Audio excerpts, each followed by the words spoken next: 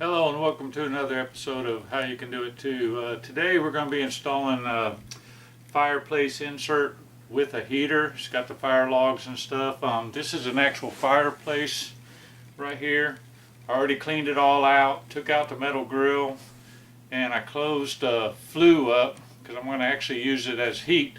But I'm going to go ahead and get it unboxed and stuff and show you how simple it is to put in. I just wanted to show you, this is the box it came into, and here's the actual unit.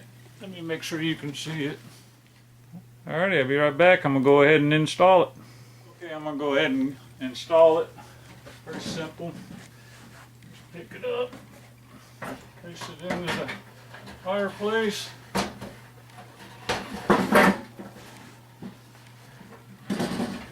Get it approximately where I want it. Looks pretty centered.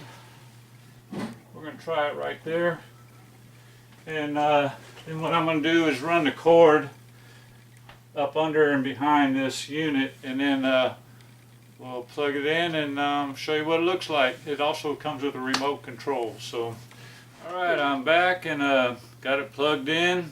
Simple as that. There's a power button on the right. There's 5 adjustments for the heat. And there's 3 adjustments for the flame. You hit the power on, comes with a little remote. There's the flame setting. You can do it, that's lowest, that's the highest, medium.